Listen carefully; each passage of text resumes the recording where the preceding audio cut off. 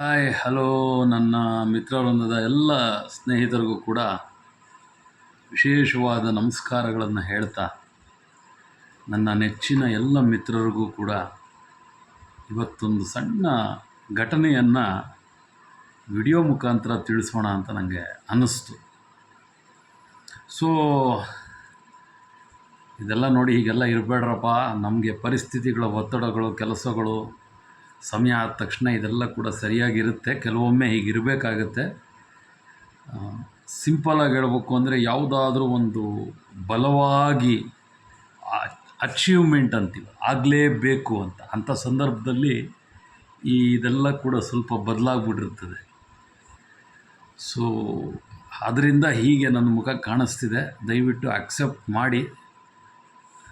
So ವಿಷಯಕ್ಕೆ ಬರೋದಾದರೆ ಬಂದಂತಹ ಸಂದರ್ಭದಲ್ಲಿ ಇವತ್ತು ಬಹಳ ತುಂಬ ವಯಸ್ಸಾಗಿರ್ತಕ್ಕಂಥ ಹಿರಿಯರು, ನಮ್ಮ ಮನೆಗೆ ಹಿರಿಯರು,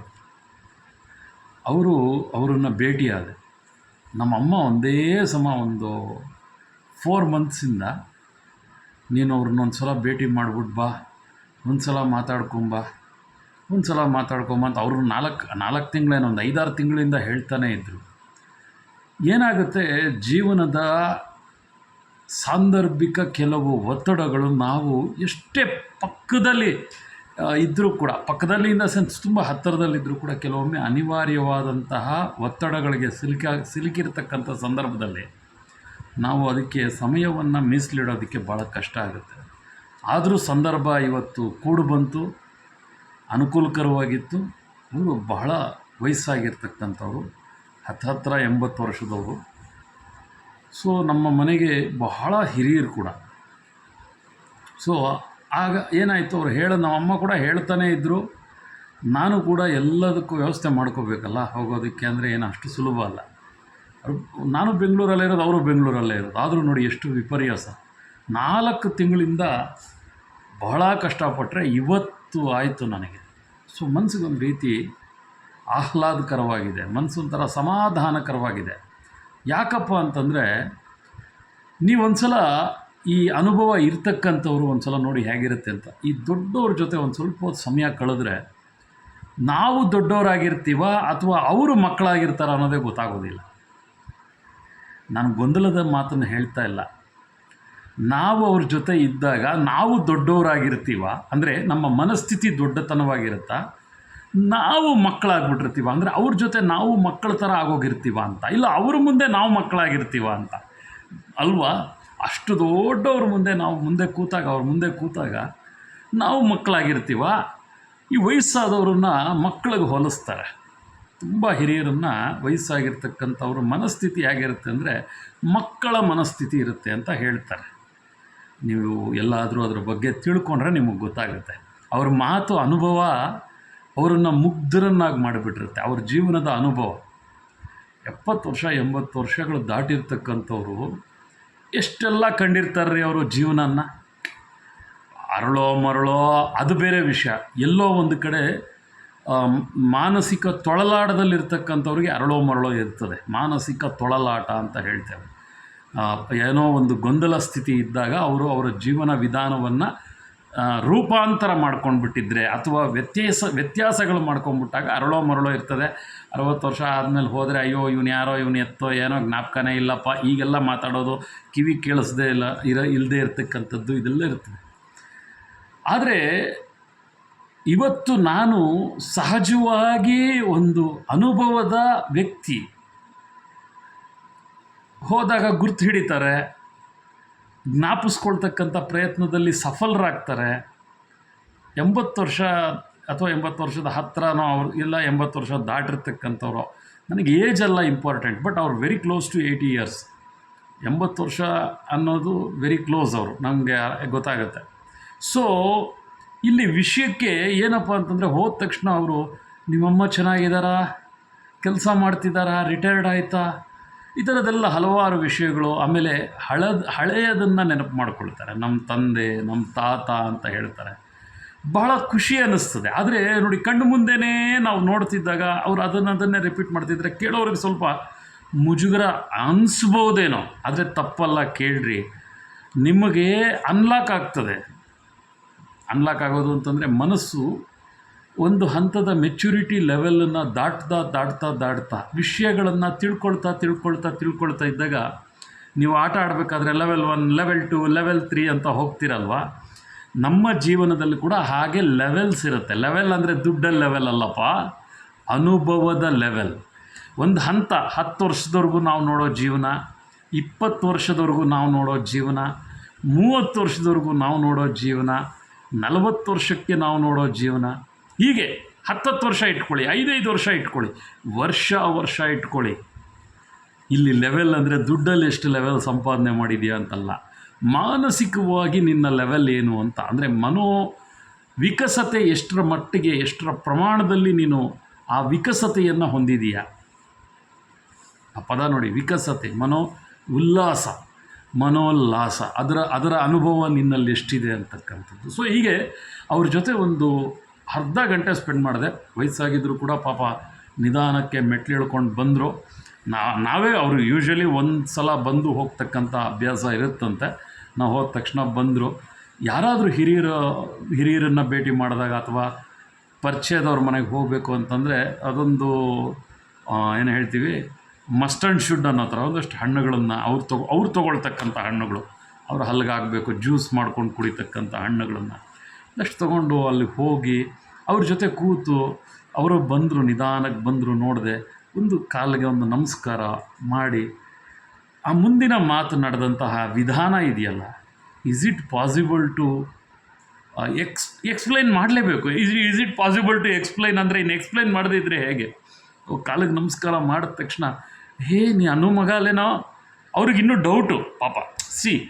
ಅವರು ಮನೆಯಲ್ಲೇ ಇರ್ತಾರೆ, ಯೂಶ್ವಲಿ ಹೊರಗಡೆ ಹೋಗೋದಿಲ್ಲ. ಆದರೆ ನಾನು ಆವಾಗ ನಮ್ಮೂರು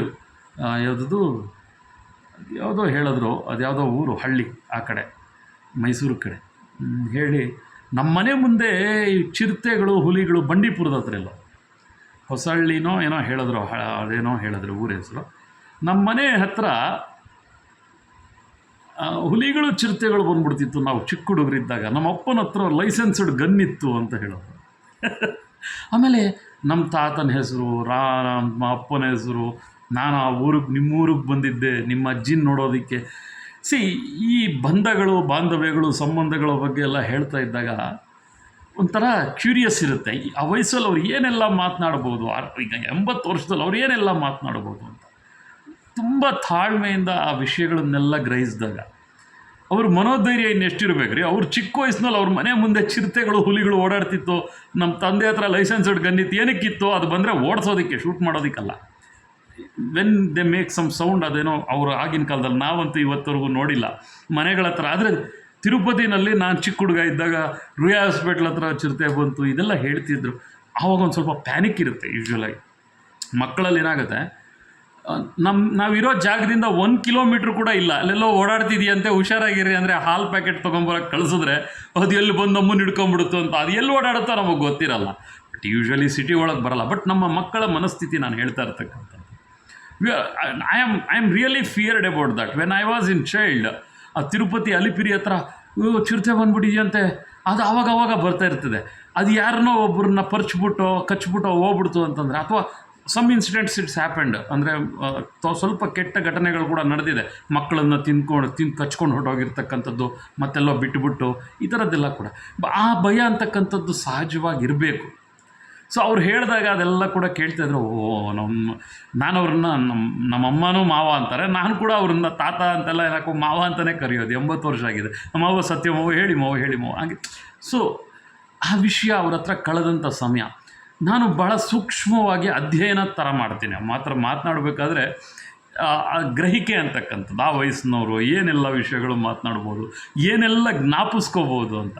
ಆ ವಯಸ್ಸಿನಲ್ಲಿ ಅವ್ರು ಏನೆಲ್ಲ ಜ್ಞಾಪಿಸ್ಕೋಬೋದು, ಏನು ಮಾತಾಡ್ತಾರೆ. ಈಗ ನಾನು ಜನರಲಾಗಿ ನಿಮ್ಮ ಹತ್ರ ಎಲ್ಲ ವಿಷಯ ಶೇರ್ ಮಾಡ್ಕೊತಾ ಇಲ್ವಾ, ಆ ವಯಸ್ಸಿನವರು ಆ ವಯಸ್ಸಿನಲ್ಲಾದಂಥ ಅನುಭವಗಳನ್ನು ಹೇಳಿದಾಗ, ನಮ್ಮೂರು ಕೆರೆ ಬಗ್ಗೆ ಮಾತನಾಡ್ತಾರೆ, ಎಷ್ಟು ನೀರಿತ್ತು ಅವಾಗೆಲ್ಲ, ಈಗ ಹೇಗಿದೆ, ಈಗಲೂ ಇರಬಹುದಲ್ವಾ ಅಂತ. ಏನಕ್ಕೆ ಆ ವಿಷಯ ಅವ್ರಿಗೆ, ಆ ಕೆರೆ ಅಂತಕ್ಕಂಥದ್ದು ಯಾಕೆ ಜ್ಞಾಪಕ ಬರ್ತದೆ?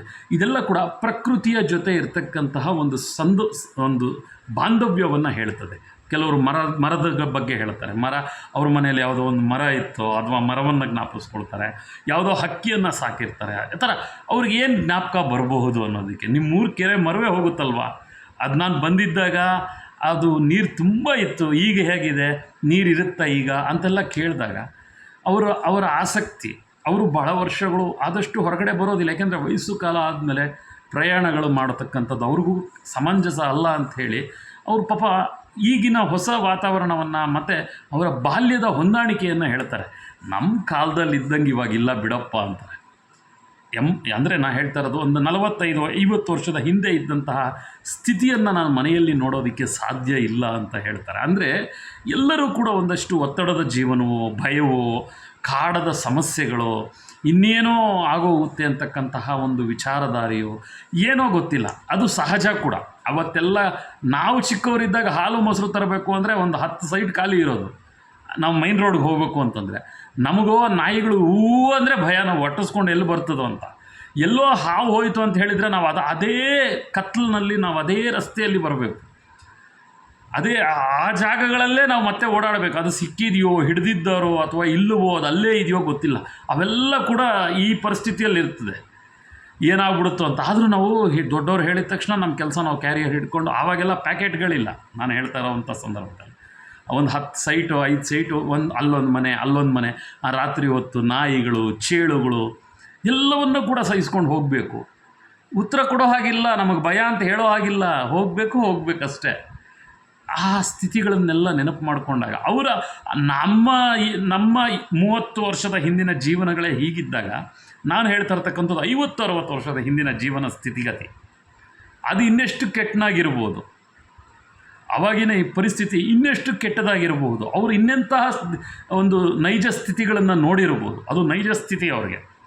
ಮನೆಯ ಮುಂದೆ ಚಿರತೆ ಬರುತ್ತೆ, ಮನೆಯ ಮುಂದೆ ಹುಲಿ ಬರುತ್ತೆ ಅಂದರೆ ಇನ್ನು ಏನು ಹೇಳ್ಬೇಕು ಹೇಳಿ. ಅಂಥ ಸ್ಥಿತಿಗಳು ಇನ್ನು ಹೆಂಗಿರುತ್ತೆ. ಅದು ಹೋಗಿ ಹಿಡಿದಿದ್ದಾರೋ ಇಲ್ವೋ, ದಾರಿ ತಪ್ಕೊಂಡು ಹೋಯ್ತೋ ಇಲ್ವೋ ಗೊತ್ತಿಲ್ಲ, ಇವ್ರು ಸ್ಕೂಲ್ಗೆ ಹೋಗಬೇಕು ಬ್ಯಾಗ್ ತಗಲಾಕೊಂಡು ಅಂದರೆ ಆಯ್ತು ಕಥೆ ಇಲ್ಲ. ಸೊ ಇದನ್ನೆಲ್ಲ ಹೇಳಿದಾಗ ಅವರು ಅದರ ಬಗ್ಗೆ ಒಂದಷ್ಟು ವಿಷಯ ಹೇಳಿದಾಗಾರೆ ನಾವೆಷ್ಟೋ ಮೇಲಲ್ವಪ್ಪ ನಮ್ಮ ಜೀವನ ವಿಧಾನ ಅಂತಂದರೆ, ಅಷ್ಟಿದ್ದರೂ ನಾವು ಒತ್ತಡದಲ್ಲಿದ್ದೀವಲ್ವ ಅಂತಕ್ಕಂಥದ್ದನ್ನು ಅವರು ನೆನಪು ಮಾಡಿದ್ದಿದೆ ನೋಡಿ. ಅದು ನೇರವಾಗಿ ಹೇಳಲ್ಲ, ಅವರು ಸಹಜವಾಗಿ ಹೇಳೋದಿಲ್ಲ. ಯಾವುದು ಕೂಡ ದೊಡ್ಡವರು ಎಲ್ಲೋ ಒಂದು ರೀತಿಯಾಗಿ ಹೇಳ್ತಾರೆ ಅದನ್ನೆಲ್ಲ ಕೂಡ, ಸ್ಥಿತಿಗತಿಗಳನ್ನು. ಯಾರೂ ಕೂಡ ನನಗೆ ಸಮಸ್ಯೆ ಅಥವಾ ನಾನೇನೋ ಒಂದು ಸಮಸ್ಯೆಯನ್ನು ನೋಡಿದೆ ಅಂತ ಹೇಳೋದಕ್ಕೆ ಯಾರು ಇಷ್ಟಪಡೋದಿಲ್ಲ. ಆದರೆ ಸ್ಟಿಲ್ ದೇರ್ ಆರ್ ಸಮಥಿಂಗ್. ಈಗ ಸಹಜವಾಗಿ ವಯಸ್ಸಾಗಿರ್ತಕ್ಕಂಥವ್ರು ಹೊರಗಡೆ ಓಡಾಡಬೇಕು ಅಂತಕ್ಕಂಥ ಮನಸ್ಥಿತಿ ಇದ್ದರೂ ಕೂಡ ದೇ ಕಾಂಟ್ ಗೋ ಔಟ್. ಆ ವಯಸ್ಸು ಅಂತಕ್ಕಂಥದ್ದು ಅವ್ರನ್ನ ತಡೀತಾ ಇರುತ್ತೆ. ಏನೇನೋ ಆಸೆಗಳಿರ್ತದೆ, ಏನೋ ಅನಿಸುತ್ತೆ. ಒಂದು ಕ್ಷಣ ಆಗೋಗಿ ಒಂದು 4 ಕಳ್ಳೆಕಾಯಿ ಬೀಜ ನೋಡಿ, ಸಣ್ಣ ಸಣ್ಣ ಮನುಷ್ಯನ ಆಸೆಗಳು. ಒಂದು 4 ಕಳ್ಳೆಕಾಯಿ ಸುಲಿದುಬಿಟ್ಟು ಬೈಗೆ ಹಾಕೋ, ಯಾಕಂದರೆ ಯಾವಾಗೋ ಚಿಕ್ಕನ್ನಲ್ಲಿ ಮಾಡಿರ್ತಾರೆ. ಇನ್ಯಾರೋ ಸ್ನೇಹಿತನ ನೆನಪು ಆಗ್ತದೆ ಒಬ್ಬರೇ ಇದ್ದಾಗ, ಅಥವಾ ಬದುಕಿದ್ದಾಗಲೇ ಮರಣಿಸಿದಾಗ ಆಕೆಯ ನೆನಪುಗಳು ಮರುಕಳಿಸಬಹುದು ಅಂತ ಚಾನ್ಸಸ್ಗಳಿರ್ತದೆ. ಯಾಕೆಂದರೆ ಜೊತೆಯಲ್ಲೇ ಇದಾಗಿರ್ತಾರೆ.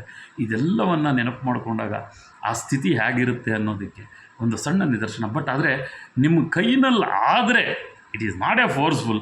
ಒಂದು ಅರ್ಧ ಗಂಟೆನೋ, ಒಂದು 15 ನಿಮಿಷನೋ ಅವ್ರ ಜೊತೆ ಸ್ಪೆಂಡ್ ಮಾಡಿ, ಮನಸ್ಸು ಬಿಚ್ಚಿ ಮಾತನಾಡಿ. ಅವ್ರು ಏನೇ ಹೇಳಿ, ಅರಳೋ ಮರಳಾಗಿದ್ದರೆ ನೀವು ಅವ್ರನ್ನ try to come out from that. ಅದಕ್ಕೊಂದು ಸ್ವಲ್ಪ ಟೈಮ್ ಕೊಟ್ಟರೆ ದೇ ಕ್ಯಾನ್ ಮೇಕ್ ರೈಟ್. ಅವರು ಅದನ್ನು ಜ್ಞಾಪಕ ಮಾಡ್ಕೊಳ್ತಕ್ಕಂಥ ಶಕ್ತಿ ಅವರಿಗೆ ಭಗವಂತ ಕೊಡ್ತಾರೆ. ಆದರೆ ಬಲವಂತವಾಗಲ್ಲ, it is not a forcible. ಅವ್ರಿಗೂ ಅದಕ್ಕೆ ನಾನೇನೋ ಅಂತ ಅದನ್ನು they can recall it good things, ಒಳ್ಳೆಯ ನೆನಪುಗಳನ್ನು, ಒಳ್ಳೆಯ ಮೆಮೊರೀಸನ್ನು. They also has to be get that back. ನಾವು ಹೇಗೆ ಅದನ್ನು ಮಾತಿನ ಶೈಲಿಯಲ್ಲಿ ನಾವು ಅದನ್ನು ಮತ್ತೆ ಕಮ್ಬ್ಯಾಕ್ ಮಾಡಿಸ್ಬೋದು. ಆ್ಯಂಡ್ ನಾನು ಇಷ್ಟಕ್ಕೆ ಮೊದಲೇ ಹೇಳ್ದಂಗೆ, ನಾವು ತೆಗೆದುಕೊಳ್ತಕ್ಕಂಥ ಆಹಾರ ಎಷ್ಟು ದೇಹಕ್ಕೆ ಶಕ್ತಿಯನ್ನು ಕೊಡ್ತದೆ ಅಂದರೆ ಮನಸ್ಸು ಸಪೋರ್ಟ್ ಮಾಡಿದ್ರೆ ಮಾತ್ರ.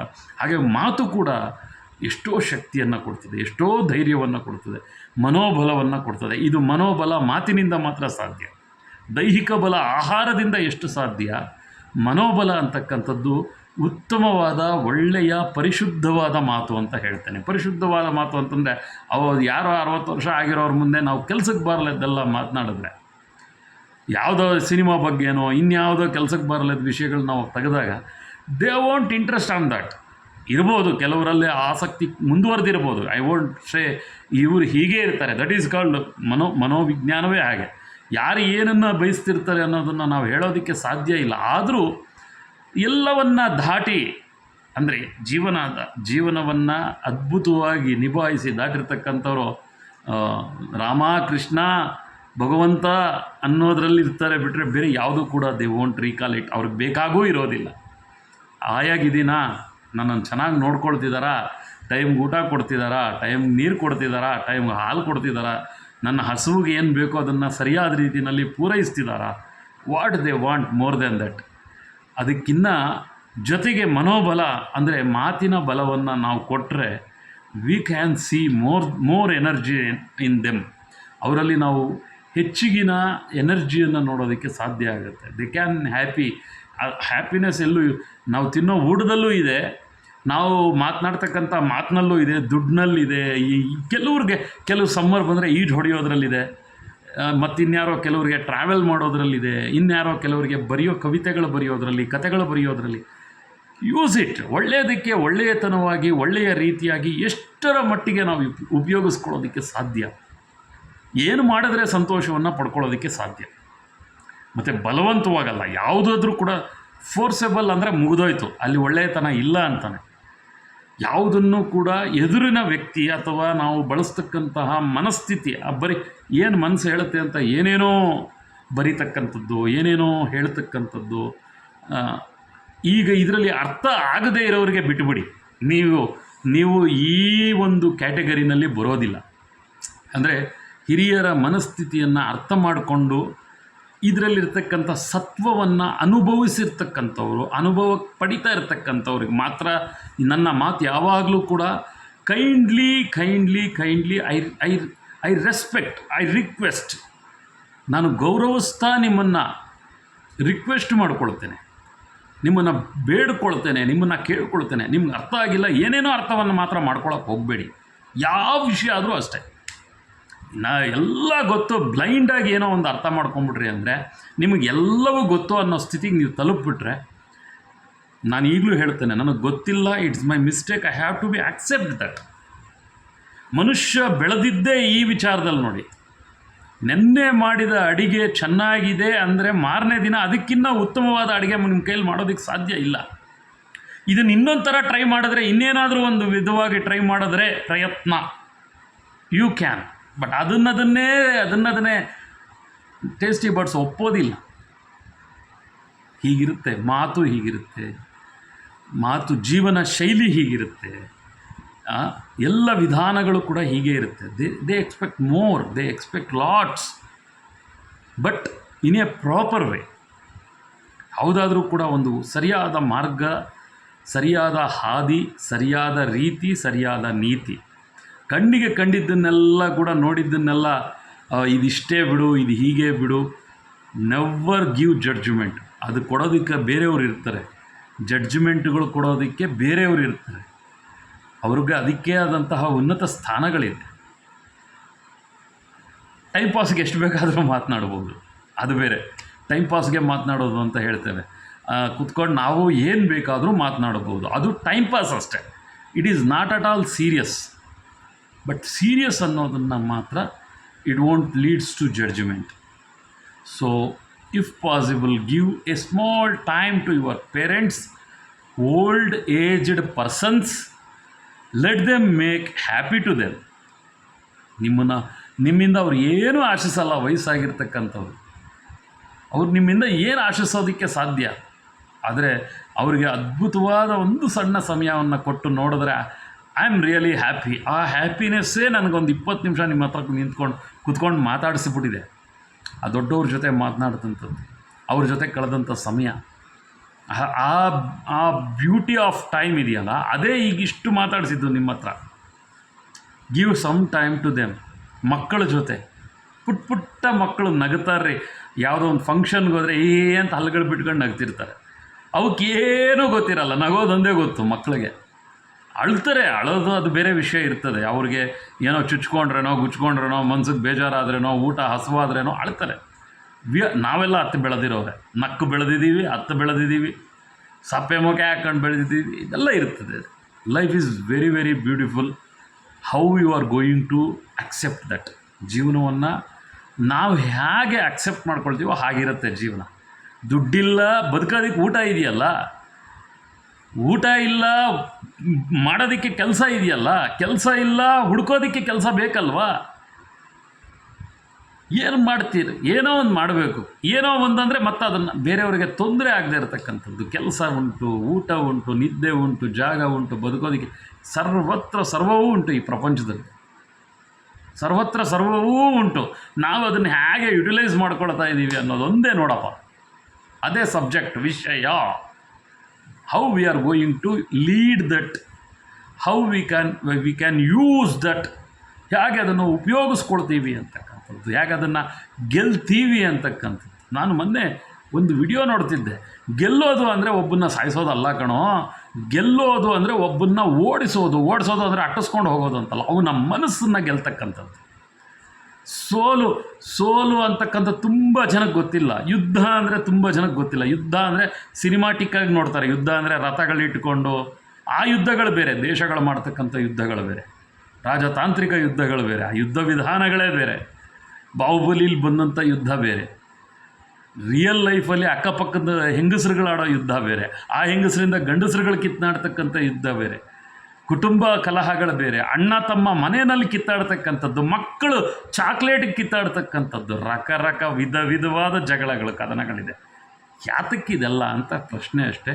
ಇರಲಿ, ಬಾಂಧವ್ಯ, ಅದರ ಬೆಲೆ, ಅದರ ಒಂದು ಸಂತೋಷ, ಅದು ಅನುಭವಿಸಿರ್ತಕ್ಕಂಥವ್ರು ಯುದ್ಧದ ಅಥವಾ ಜಗಳದ ಅಥವಾ ಗಲಾಟೆಯ ಮಾತನಾಡಲೇಬಾರದು. ಅದು ನಮಗೂ ಅದಕ್ಕೂ ದೂರ ಅಂತ. ಅಂಥ ಸಂದರ್ಭದಲ್ಲೂ ಕೂಡ ಯುದ್ಧ ಮಾಡಲೇಬೇಕು ಅಂತಕ್ಕಂಥ ಅನಿವಾರ್ಯ ಬಂದಾಗ ಮಹಾಭಾರತದ ಪುಸ್ತಕವನ್ನು ಮುಟ್ಟಬೇಕಾಗತ್ತೆ. ಅಲ್ಲಿ ಕೃಷ್ಣ ಅರ್ಜುನ ಅವರ ಸಂಭಾಷಣೆಗಳು, ಅವರ ಉವಾಚಗಳು ಇರಲಿ, ಸಮಯ ಬಂದಾಗ ಅಲ್ಲಿಗೂ ಬರ್ತೀನಿ. ಆ ಉವಾಚಗಳ ಬಗ್ಗೆ ಕೂಡ ಎಕ್ಸ್ಪ್ಲನೇಷನ್ ಕೊಡ್ತಕ್ಕಂಥ ಶಕ್ತಿ ಭಗವಂತ ಆಯಾ ಸಂದರ್ಭದಲ್ಲಿ ಕೊಡಲಿ ಅಂತ ನಾನು ಆ ಭಗವಂತನಲ್ಲಿ ಬೇಡಿಕೊಳ್ತಾ ಈ ಸುಂದರವಾದ ವಿಡಿಯೋವನ್ನು, ಇವತ್ತಿನ ಈ ಮನೋಲ್ಲಾಸ ಅಷ್ಟೇ. ಮನಸ್ಸಿಗೆ ಸಂತೋಷ ಬಂದ್ರೇ ಮಾತು ಹೊರಗಡೆ ಬರ್ತದೆ. ನಾನಿಲ್ಲಾಂದರೆ ವಿಡಿಯೋ ಮಾಡೋದಕ್ಕೆ ಹೋಗೋದಿಲ್ಲ. ಇಂಥ ಒಂದು ಒಳ್ಳೆಯ ಅವಕಾಶವನ್ನು ನಮ್ಮ ಹಿರಿಯರು ನಂಗೆ ಮಾಡಿಕೊಟ್ರಲ್ಲ, ಆ ಸಮಯ ಕೊಟ್ರಲ್ಲ, ಅದಕ್ಕೆ ಎಲ್ಲ ರೀತಿಯಾದಂತಹ ಒಂದು ದಾರಿ ಸಿಗ್ತಲ್ಲ ಇವತ್ತು ಅಂತಕ್ಕಂಥದ್ದು ಅಷ್ಟೇ. So keep on watching, give respect to elders, youngers, ladies, womens, ಮಕ್ಕಳಿಗೆ, ಚಿಲ್ಡ್ರನ್ಸ್. ಕೋಪದಲ್ಲಿ ಬೈಯೋ ಮಾತು ಬೈಗುಳ ಅಲ್ಲ, ಗುರ್ತಿಟ್ಕೊಳ್ಳಿ. ಕೋಪದಲ್ಲಿ ಆಡ್ತಕ್ಕಂಥ ಮಾತು ಬೈಗುಳ ಅಲ್ಲ, ತಿದ್ದಿ ನಡೀಲಿ ಅಂತ. ಏನೋ ಒಂದು ತಪ್ಪು ನಡೆದಾಗ ಸುಮ್ಮನೆ ಹಾಗಂತಕ್ಕಂತಹ ಹೊಡೆತ ಒದೆ ಅಲ್ಲ. ಒದೆ ಬೇರೆ, ಹೊಡೆತ ಬೇರೆ. ನಾವು ಅದಕ್ಕೆ ಡಿಕ್ಷನರಿ ಇಟ್ಕೊಳ್ಳಿ. ನಾನು ಹೇಳೋದಿಷ್ಟೇ, ಡಿಕ್ಷನರಿ ಇಟ್ಕೊಳ್ಳಿ. ಹೊಡೆದ್ಬಿಟ್ಟ ಸಾರ್, ಒದ್ಬಿಟ್ಟ ಸಾರ್, ಹೊಡೆದ್ಬಿಟ್ಟ ಸಾರ್, ಎಲ್ಲ ಇಲ್ಲ, ಅವೆಲ್ಲ ಸುಳ್ಳು. ಓದಿರ್ತಕ್ಕಂತಹ ವಿದ್ಯಾವಂತ ಮೆಚ್ಯೂರ್ಡಾಗಿ ನಡ್ಕೊಳ್ತಾನೆ, ಇದೆಲ್ಲ ಇಲ್ಲ. ಜೀವನವನ್ನು ಸುಲಭೀಕೃತವಾಗಿ ಆನಂದ ಪಡೋದಕ್ಕೆ ಏನೆಲ್ಲ ಸಾಧ್ಯ ಅದೆಲ್ಲ ನಿಮ್ಮ ಕೈನಲ್ಲೇ ಇಟ್ಟಿದ್ದಾನೆ ದೇವರು. ಅಷ್ಟೇ ವಿಷಯ. Keep on watching. If you are not understood, kindly keep don't watching. Thanking you all. ISTA ಇಷ್ಟ. ಈ ಶಕಾರಕ್ಕೆ ಟಾವತ್ತು ಇಷ್ಟ. ನಿಮ್ಮೆಲ್ಲರಿಗೂ ಕೂಡ ಮತ್ತೆ ಯಾವುದೋ ಒಂದು ವಿಷಯ ಇಟ್ಕೊಂಡು ಬರ್ತೀನಿ. ನಿಮಗೆ ಬೇಜಾರಾದರೂ ಕೂಡ ನೋಡ್ತಿರೋ ಬಿಡ್ತಿರೋ ಗೊತ್ತಿಲ್ಲ. ನಾನಂತೂ ಮಾತಾಡ್ಬಿಟ್ಟು ಅಲ್ಲಿ ಇಟ್ಟಿರ್ತೀನಿ. ನನಗೆ ವಯಸ್ಸಾದಾಗ ನಾನೇನೋ ಮಾತಾಡಿದ್ದಿದ್ದು ಅಂತ ನೋಡ್ತೀನಿ. Thank you.